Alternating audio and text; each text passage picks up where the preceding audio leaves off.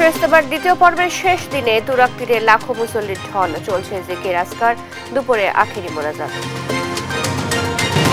৮ ফেব্রুয়ারি ৬ সংস্কার কমিশনের পূর্ণাঙ্গ সুপারিশ, এরপরই যাত্রা করবে ঐক্যমত্য কমিশন, প্রধান উপদেষ্টার সাথে বৈঠক।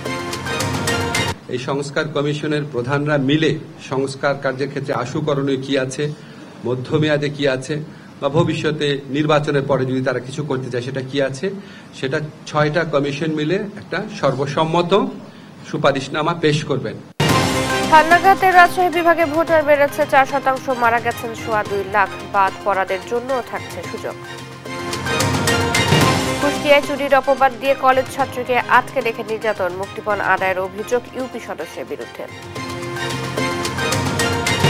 যশোরে ভৈরব নদ থেকে অবৈধভাবে বালু উত্তোলন, ধসে পড়েছে অন্তত ৮০টি বসতবাড়ি, উদাসীন পানি উন্নয়ন বোর্ড। সুইডেন অরিব্রো শহরে আততায়ীর গুলিতে অন্তত ১০ জন নিহত, হামলাকারী শনাক্তে কাজ করছে পুলিশ, সতর্ক থাকার নির্দেশ। এবং বিপিএল ফাইনালে লক্ষ্যে আজ চিটাগং কিংসের মুখোমুখি হবে খুলনা টাইগার্স, মিরপুরে সন্ধ্যা ৬:৩০টায় শুরু হবে খেলা।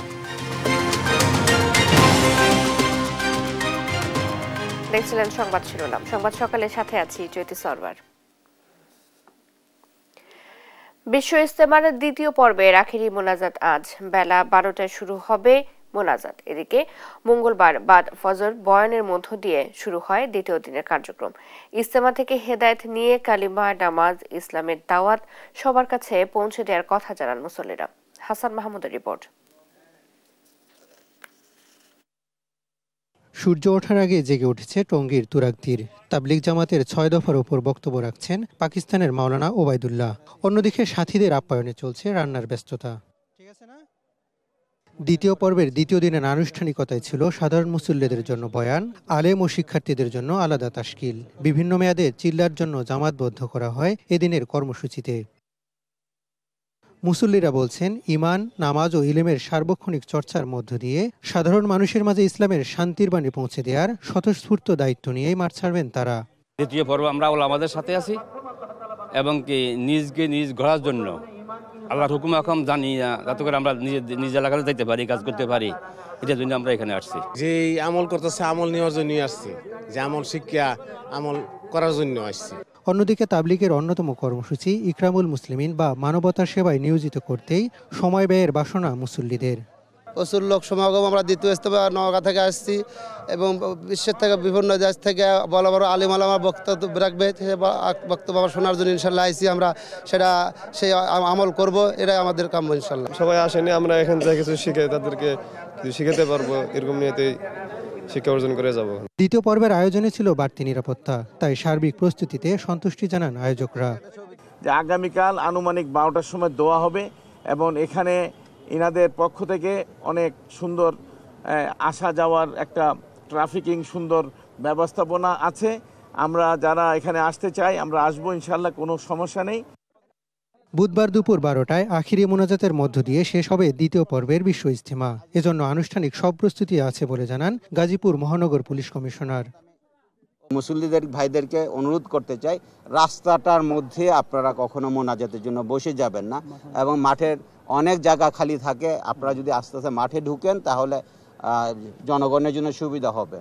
এটির মাধ্যমে আমরা জনগণকে স্বস্তি দিতে পারবো, রাস্তাটা ক্লিয়ার রাখার চেষ্টা করবেন। ৬ ফেব্রুয়ারি পুলিশের কাছে ইজতেমার মাঠ আনুষ্ঠানিক বুঝিয়ে দেবে শুরায়ে নিজাম বা মাওলানা জোবায়েরপন্থীরা। ১৪ ফেব্রুয়ারি থেকে শুরু হবে সাদপন্থীদের বিশ্ব ইজতেমা। টঙ্গী বিশ্ব ইজতেমার মাঠ থেকে হাসান মাহমুদ, দেশ টিভি। আখেরি মোনাজাতের মধ্য দিয়ে আজ শেষ হচ্ছে ৫৮তম বিশ্ব ইজতেমার দ্বিতীয় পর্ব। ভোরে লাখো ধর্মপ্রাণ মুসল্লির ইবাদতের ধ্বনিতে মুখরিত তুরাগ তীর। অপেক্ষা আখেরি মোনাজাতের। দুপুর ১২টা থেকে ১২:৩০টার মধ্যে হতে পারে মোনাজাত। এই মোনাজাত পরিচালনা করবেন বাংলাদেশের মাওলানা ও শুরাই নিজামের শীর্ষ মুরব্বী হাফেজ মাওলানা মোহাম্মদ জোবায়ের আহমেদ। আখেরি মোনাজাত শেষে নির্বিঘ্নে বাড়ি ফিরতে আগে থেকেই যানবাহন ঠিক করে রেখেছেন অনেকে।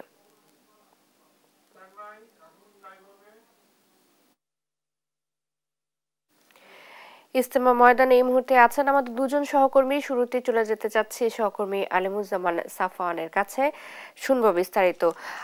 সাফওয়ান, ইজতেমার আজ তো আখেরি মোনাজাত, কেমন প্রস্তুতি দেখছেন?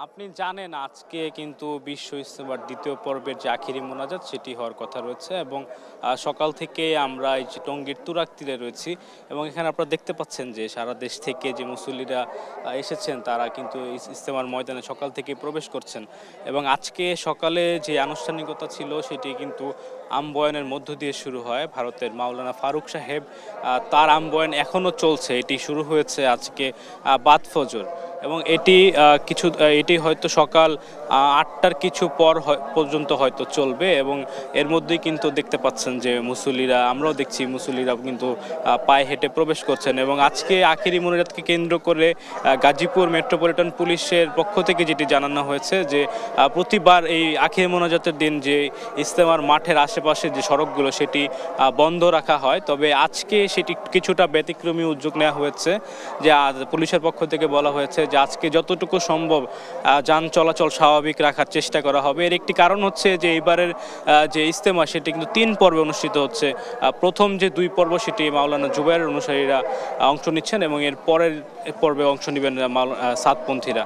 তো 2 পর্বে হওয়ার কারণে প্রথমে কিন্তু 41টি জেলা, ঢাকার কিছু অংশসহ এখানে মুসল্লিরা প্রথম ইজতেমা অংশগ্রহণ করে এবং আজকে দ্বিতীয় পর্বে অংশ নিয়েছেন সারা দেশ থেকে আগত 21টি জেলা এবং ঢাকার কিছু অংশের মুসল্লিরা।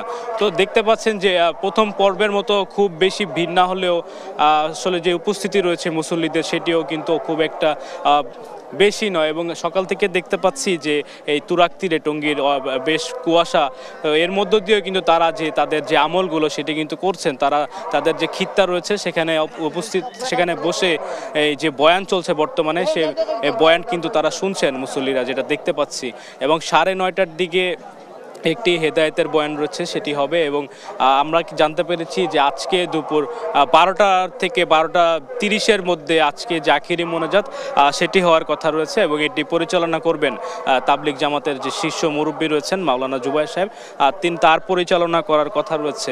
তো সকাল থেকে আমরা যেটি দেখতে পাচ্ছি যে আখিরি মোনাজাতকে কেন্দ্র করে সারা দেশ থেকেই যে 21টি জেলার মানুষ অংশগ্রহণ করার কথা রয়েছে, অনেকেই ইজতেমার ময়দানে প্রবেশ করছেন এবং তারা যে আমল করার কথা এখানে অংশ নিচ্ছেন। তো এই ছিল আমার কাছে টঙ্গীর তুরাগ তীরের থেকে সর্বশেষ খবর। সাফওয়ান, ধন্যবাদ আপনাকে। ইজতেমার ময়দানে আরো আছেন আমাদের আরো একজন সহকর্মী ফাহিম আশরাফ, কথা বলবো তার সাথে। ফাহিম, আখেরি মোনাজাত নিয়ে মুসল্লিরা কি বলছেন জানাবেন। চৈতি, আপনি জানেন যে বিশ্ব ইজতেমার 58তম আসর এবার শুরু হয়েছে। আমরা এখন আছি ইজতেমা ময়দানের যে প্রধান ফটক, সেখানে প্রধান ফটকের আশেপাশে যদি আমি একটু দেখাতে চাই, এখানে দেখতে পাচ্ছেন সকাল থেকেই লাখো মুসল্লি আমাদের এখানে আসা শুরু করেছে। আমাদের এখানে বাহিরে যানবাহন চলাচল বেশ স্বাভাবিক রয়েছে, কিন্তু পুলিশ কন্ট্রোল রুম থেকে জানানো হয়েছে যে বেশ কিছু অপ্রীতিকর ঘটনা ঘটলেও এখন পর্যন্ত তেমন বড় কোনো ঘটনা ঘটেনি। তারা আইনশৃঙ্খলা বাহিনী জানিয়েছেন যে সকাল থেকেই তারা বিভিন্নভাবে পেট্রোলিং শুরু করেছেন এবং তারা সার্বক্ষণিক এটি বজায় রাখবেন। এছাড়া সবসময় এখানে ড্রোন এবং সার্ভেলেন্সের মাধ্যমে, ওয়াচ টাওয়ারের মাধ্যমে তারা কিন্তু আইন শৃঙ্খলা পরিস্থিতি যাতে কোনো ব্যাঘাত না ঘটে সেদিকে নজর রাখছেন। এখানে দেখতে পাচ্ছেন যে লাখো মুসল্লির অংশগ্রহণে যে আসরটি এবার শুরু হয়েছে, দ্বিতীয় পর্বের যে শুরায়ে নিজামের অনুসারীরা এখানে সকাল থেকে আসতে শুরু করেছেন। তাদের মধ্যে অনেকেই আমাদের জানিয়েছেন যে এবারের ইজতেমায় তারা বেশ স্বতঃস্ফূর্তভাবেই ইজতেমা সম্পন্ন করতে পারছেন। বেলা 12টা নাগাদ শুরু হতে পারে এবারের ইজতেমার দ্বিতীয় পর্বের আখেরি মোনাজাত। তো আখেরি মোনাজাতের মাধ্যমে আমাদের এই ইজতেমা শেষ হবে। তো এই ছিল আমাদের কাছ থেকে প্রধান ফটক থেকে সর্বশেষ। তো চৈতি। ফাহিম, ধন্যবাদ আপনাকে। আমাদের সাথে ইজতেমার ময়দান থেকে যুক্ত ছিলেন আমাদের দুজন সহকর্মী। দেশ থেকে পাচার হওয়া শত শত কোটি ডলার ফেরতে কানাডার সহযোগিতা চেয়েছেন প্রধান উপদেষ্টা ডক্টর মোহাম্মদ ইউনূস। মঙ্গলবার রাষ্ট্রীয় অতিথি ভবন যমুনায় কানাডার হাইকমিশনার অজিত সিং এর সাথে বৈঠকে এই সহযোগিতা চান তিনি। বলেন, শেখ হাসিনা সরকারের সহযোগী ধনী ব্যক্তি, রাজনীতিবিদ ও তাদের ঘনিষ্ঠজনরা বিদেশে অর্থ পাচার করেছেন। এ সময় প্রধান উপদেষ্টার প্রচেষ্টার প্রশংসা করে হাইকমিশনার বলেন, কানাডায় অর্থ জব্দ ও পুনরুদ্ধারের সুনির্দিষ্ট প্রক্রিয়া রয়েছে। বাংলাদেশ সরকার তালিকা দিলে সে অনুযায়ী ব্যবস্থা নেওয়া হবে।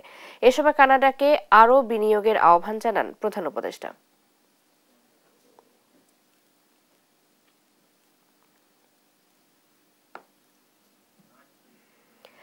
আগামী 8 ফেব্রুয়ারি 6 সংস্কার কমিশনের পূর্ণাঙ্গ প্রতিবেদন প্রকাশ করা হবে। আর এসব প্রতিবেদন নিয়ে ফেব্রুয়ারির মাঝামাঝিতে রাজনৈতিক দল ও জুলাই গণ অভ্যুত্থানের পক্ষের দলগুলোর সাথে আলোচনা ও সমঝোতার ভিত্তিতে জাতীয় ঐকমত্য কমিশন যাত্রা শুরু করবে। মঙ্গলবার সন্ধ্যায় এক ব্রিফিংয়ে এসব তথ্য জানান আইন উপদেষ্টা ডক্টর আসিফ নজরুল। এর আগে সংস্কার কমিশন প্রধানদের সাথে বৈঠক করেন প্রধান উপদেষ্টা। তারেক মাহমুদ সুজনের প্রতিবেদন।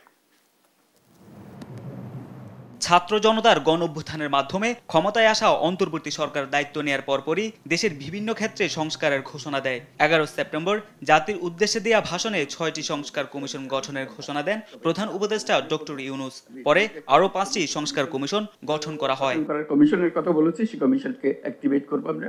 বিভিন্ন মহলের সঙ্গে আলোচনার মাধ্যমে গেল 15 জানুয়ারি প্রধান উপদেষ্টার কাছে প্রতিবেদন জমা দেয় নির্বাচন কমিশন, দুর্নীতি দমন কমিশন, পুলিশ এবং সংবিধান সংস্কারে গঠিত 4টি কমিশন। বুধবার প্রতিবেদন জমা দেবে জনপ্রশাসন ও বিচার বিভাগ সংস্কার কমিশন। মঙ্গলবার এই 6 কমিশনের প্রধানের সঙ্গে বৈঠক করেন প্রধান উপদেষ্টা অধ্যাপক ডক্টর মোহাম্মদ ইউনূস।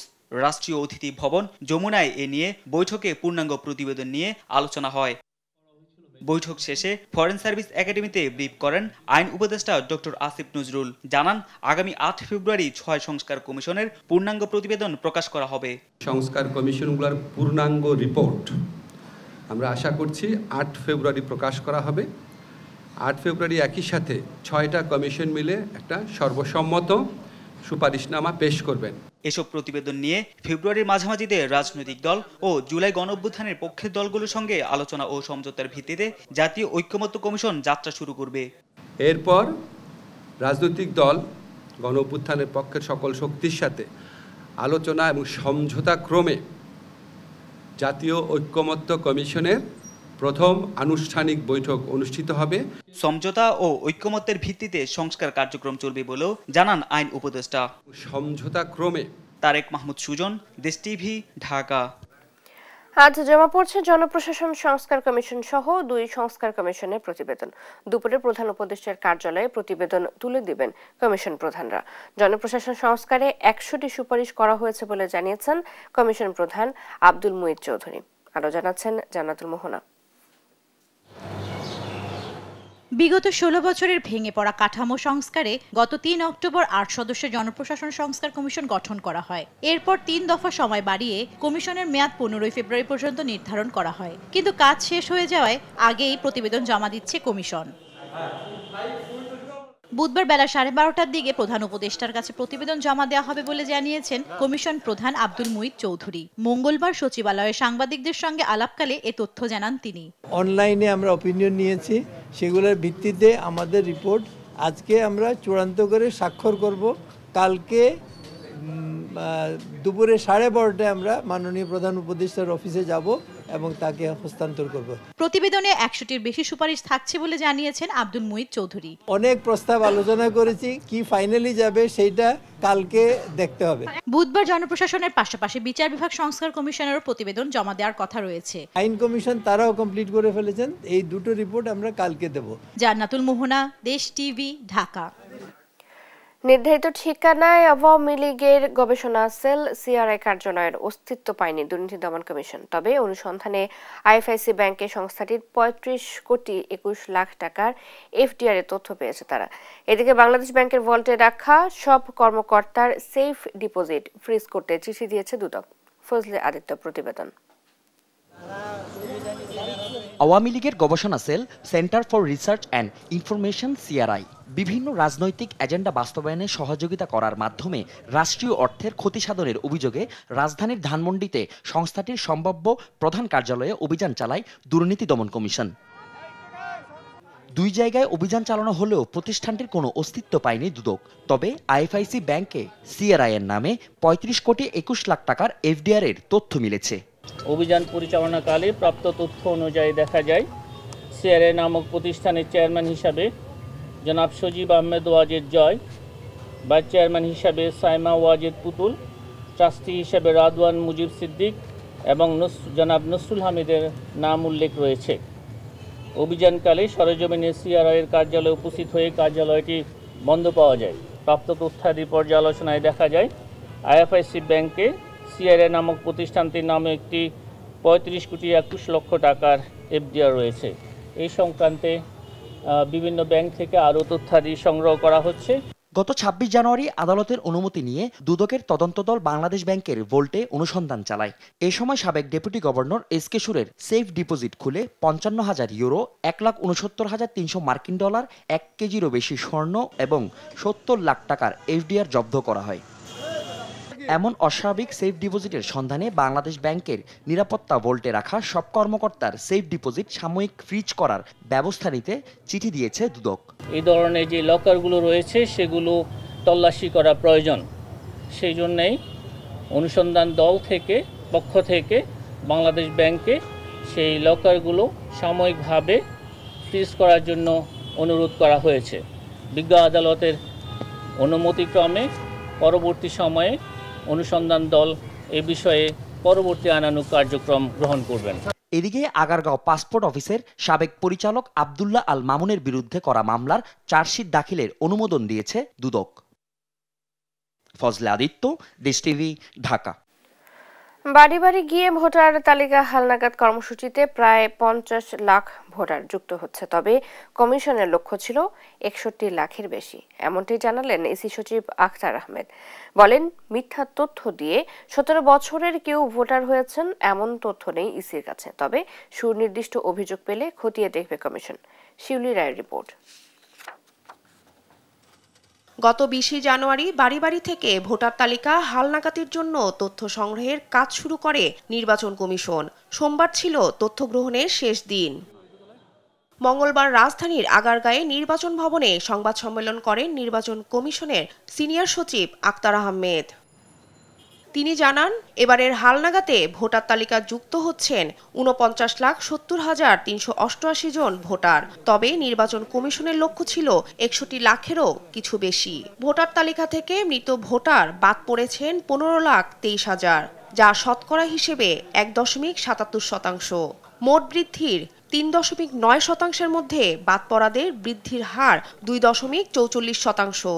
এছাড়াও নতুন ভোটার বৃদ্ধির হার শতকরা 1.46%। নতুন ভোটার নিবন্ধন হয়েছেন 1.46, মোট বৃদ্ধির হার সেক্ষেত্রে 3.9%। আর মৃত ভোটার কর্তনের হার এটা 1.77। নারী ভোটার প্রসঙ্গে তিনি বলেন, এবার 16 লাখ নারী ভোটার হতে নিবন্ধন করেছেন। চলমান হালনাগাদ কর্মসূচিতে যারা বাদ পড়েছেন তাদেরও যুক্ত করা হবে তালিকায়। এই ডেটাটা আমরা রেগুলার আপডেট করছি। এখন আমি এই পয়েন্ট ইন টাইমে দাঁড়িয়ে বলছি, আগামীকালকে আসলে এই ডেটাটা চেঞ্জ হবে আর বাড়বে। কাজেই আপনাকে এই ডেটাটা, সেজন্য স্ট্যাটিস্টিক্স এর ভেরিয়েশনটা ওই জায়গাটাতে, সৌন্দর্যটাও ওইখানে যে আজকেরটা কালকের ভেরিয়েবল হয়ে যাচ্ছে, মানে রিলেটিভ হয়ে যাচ্ছে। এছাড়া নিবন্ধন চলবে 11 এপ্রিল পর্যন্ত। অনলাইন এবং আঞ্চলিক কার্যালয়ে 18 বছরের বয়সী বাংলাদেশিরাও নিবন্ধন করতে পারবেন। শিউলি রায়, দেশ টিভি, ঢাকা। রাজশাহী বিভাগে বাড়ি বাড়ি গিয়ে ভোটার তালিকা হালনাগাদের তথ্য সংগ্রহ শেষ হয়েছে। বিভাগের 8 জেলার 69 উপজেলার বিদ্যমান তালিকা থেকে ভোটার বেড়েছে প্রায় 4%। মারা যাওয়ায় বাদ পড়েছেন 2.25 লাখের বেশি ভোটার। তবে নির্ধারিত সময়ে যারা হালনাগাদের তথ্য দিতে পারেননি তাদের জন্য খোলা থাকছে ভোটার হওয়ার দ্বার। কাজী শাহেদের প্রতিবেদন। রাজশাহী বিভাগে পাড়া মহল্লায় বাড়ি বাড়ি গিয়ে ভোটার তালিকা হালনাগাদের তথ্য সংগ্রহের কাজ শেষ হয়েছে 3 ফেব্রুয়ারি। 20 জানুয়ারি থেকে এই কার্যক্রম শুরু হয়েছিল। ভোটার নিবন্ধন শুরু হচ্ছে বুধবার থেকে, যা চলবে 11 এপ্রিল পর্যন্ত। 2008 সালের 1 জানুয়ারি বা তার আগে জন্ম নেয়া নাগরিকরা ভোটার তালিকায় অন্তর্ভুক্ত হতে পারছেন। দীর্ঘদিন অপেক্ষা করেছিলাম একজন ভোটার হওয়ার জন্য। নতুন ভোটার হওয়ার জন্য যেসব কাগজ, যেসব তথ্যগুলো প্রয়োজন সেগুলো নির্বাচন কমিশনে জমা দিয়েছি আমরা। নতুন ভোটার হতে পেরে খুবই ভালো লাগছে। আমি আসলে নতুন ভোটার হয়েছি এইবার, সো নতুন ভোটার হিসেবে আমার সামনে আশা থাকবে এবার একটা সুষ্ঠু নির্বাচন হবে। হালনাগাদ তথ্য অনুযায়ী বিভাগের সবচেয়ে বেশি ভোটার বেড়েছে পাবনা জেলায় 4.77%। এরপরই সিরাজগঞ্জ ও চাঁপাইনবাবগঞ্জ জেলা। মারা যাওয়ার তালিকা থেকে বাদ পড়া ভোটার সবচেয়ে বেশি চাঁপাইনবাবগঞ্জে 1.68%। নির্বাচন কমিশন এবার একটা টার্গেট 5% ধরেছিল, সেই অনুযায়ী আমাদের পুরা বিভাগে প্রায় 4% তথ্য সংগ্রহ হয়েছে। এবং আরও একটা আশাব্যঞ্জক যে আমাদের যেই ভোটারগুলো মারা গিয়েছে ইতিপূর্বে, সেটাও আমরা প্রায় 2,25,252 জনকে আমরা কর্তনের তালিকা আওতায় নিয়ে এসেছি। যারা নির্ধারিত সময়ে তথ্য ফর্ম পূরণ করতে পারেননি তারা যে কোনো সময় নির্বাচন কমিশনের সফটওয়্যার বা নির্বাচন অফিসে গিয়ে ভোটার তালিকায় নাম অন্তর্ভুক্ত করতে পারবেন। একটা মানুষ সেই আমাদের এই 365 দিনই তিনি ভোটার হতে পারবে, কোনো সমস্যা নাই। আমাদের অ্যাপসের মাধ্যমে সে ঘরে বসে কিংবা যে কোনো জায়গায় ল্যাপটপে যে কোনো দোকানে উনি তার তথ্যাদি দিয়ে নিজে তার তথ্য দিয়ে পূরণ করে ভোটার ফর্ম পূরণ করে তিনি আমাদের অফিসে আসলে আমরা বায়োমেট্রিক নিব। 2024 সালের হিসেব অনুযায়ী রাজশাহী বিভাগে মোট ভোটার সংখ্যা 1,57,12,921 জন, যার মধ্যে তৃতীয় লিঙ্গের ভোটার ছিলেন 116 জন। নতুন তালিকায় তাদের কোনো তথ্য নেই। কাজী শাহেদ, দেশ টিভি, রাজশাহী। জাহাঙ্গীরনগর বিশ্ববিদ্যালয়ে ভর্তি পরীক্ষায় পোষ্যকোটা বাতিল ঘোষণা করেছে বিশ্ববিদ্যালয়। শিক্ষার্থীদের দাবির মুখে মঙ্গলবার মধ্যরাতে এই সিদ্ধান্ত হয়। এর আগে প্রশাসনিক ভবন অবরোধ করে বিক্ষোভ করেছে শিক্ষার্থীরা। এ সময় ভবনের ভেতরে আটকা পড়েন কর্মকর্তা কর্মচারীরা। এর আগে কোটা বহাল রাখার দাবিতে উপাচার্য ভবনের সামনে অবস্থান নিয়ে 5 দিনের কর্মবিরতি ঘোষণা করেন কর্মকর্তা কর্মচারীরা। শিক্ষার্থী ও কর্মকর্তা কর্মচারীদের পাল্টাপাল্টি কর্মসূচিতে স্থবির হয়ে পড়ে পুরো ক্যাম্পাস।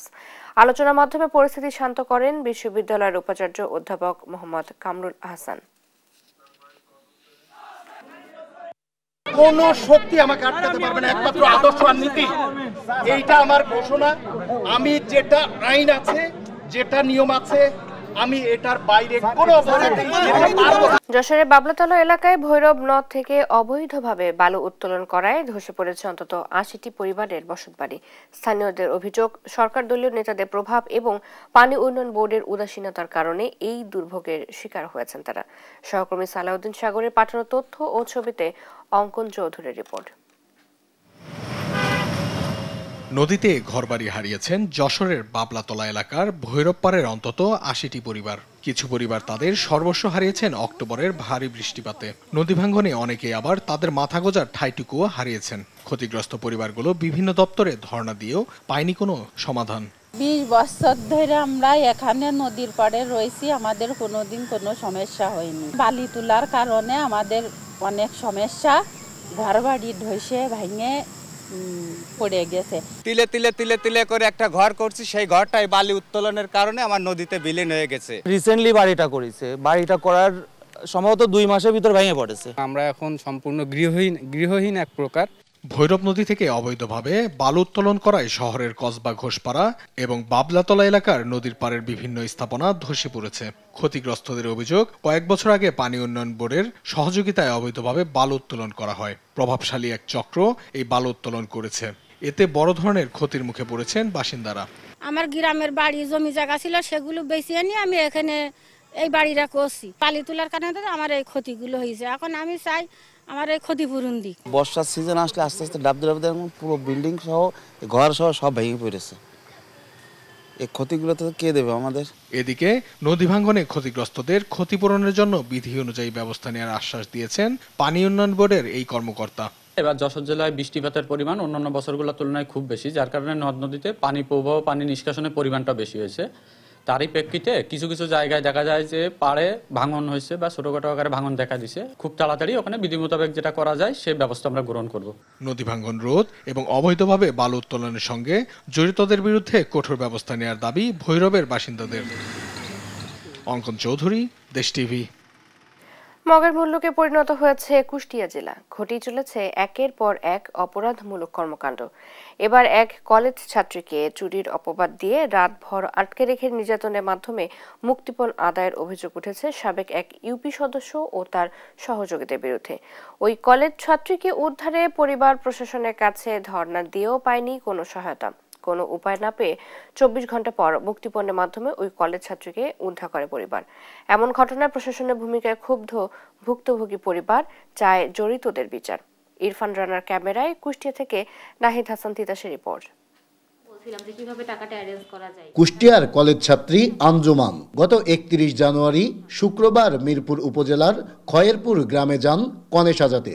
সবকিছু ঠিকঠাক চললেও কনে সাজানোর শেষ মুহূর্তে আঞ্জুমানের বিরুদ্ধে তোলা হয় কনের দুলচুরির অভিযোগ। ভুক্তভোগীর অভিযোগ, স্থানীয় ইউপি সদস্য আব্দুল কুদ্দুস ও তার সহযোগীরা মিলে চুরির অপবাদ দিয়ে কয়েক দফায় তল্লাশি চালিয়ে কিছু না পেলেও তার উপর চালায় শারীরিক ও মানসিক নির্যাতন। খবর পেয়ে তার এক প্রতিবেশী আঞ্জুমানকে উদ্ধারে গেলে তাকেও আটকে রাখে অভিযুক্তরা। মুক্তিপণের জন্য পরিবারের কাছে দাবি করা হয় মোটা অঙ্কের টাকা। টাকা দিতে রাজি না হওয়ায় রাতভর স্থানীয় একটি ক্লাব ঘরে আটকে রেখে তাদের উপর চালানো হয় অমানবিক নির্যাতন।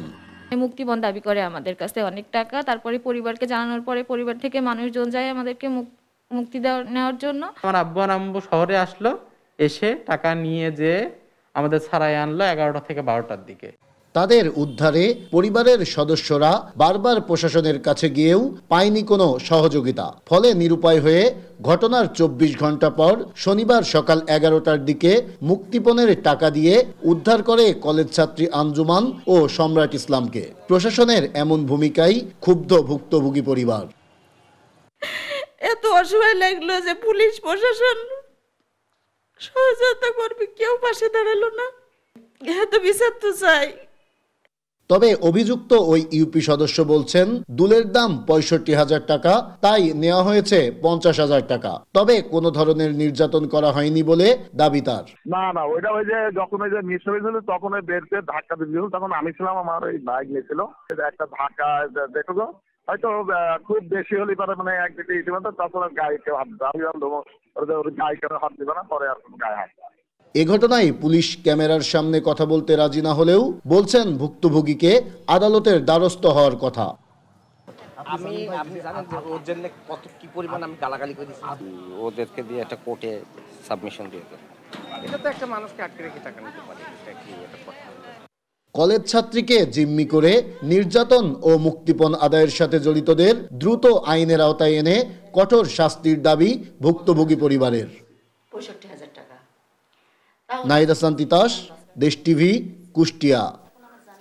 চাঁপাইনবাবগঞ্জের শিবগঞ্জ উপজেলার প্রাথমিক শিক্ষা অফিসার পরিমল কুমার ঘোষের বিরুদ্ধে বদলি বাণিজ্য, ডেপুটেশন, শিক্ষক নিয়োগে অর্থ আদায় সহ অভিযোগের শেষ নেই। অভিযোগ আছে ভুলক্রমে শিক্ষকদের মেসেঞ্জার গ্রুপে এক শিক্ষকের আইডি থেকে খালেদা জিয়ার ছবি যাওয়ায় তাকে জরিমানা করা হয় 20,000 টাকা। সহকর্মী তারেক রহমানের রিপোর্ট, জানাচ্ছেন শামীম হোসেন। 34 বছরের শিক্ষকতা পেশা থেকে অবসরে যাবেন 1.5 মাস পর। গেল বছর 5 আগস্টের আগে তার ফোনটি হাতে নেয় 7 বছরের নাতি। ভুলক্রমে সাবেক প্রধানমন্ত্রী খালেদা জিয়ার একটি ছবি চলে যায় শিক্ষকদের মেসেঞ্জার গ্রুপে। এই ঘটনাকে কেন্দ্র করে ওই শিক্ষককে 20,000 টাকা জরিমানা করেন উপজেলা প্রাথমিক শিক্ষা অফিসার পরিমল কুমার ঘোষ। একই সঙ্গে দেয়া হয় শোকজ নোটিশ। ফেসবুক থেকে একটা ছবি কি করে পোস্ট হয়ে যায়, খালেদা জিয়ার ছবি। আমি অত্যন্ত মর্মাহত হয়েছিলাম যে আমার মতো একটা টিচার এক জায়গায় 34 বছর চাকরি করে আমাকে এইভাবে ব্যবস্থা করেছে।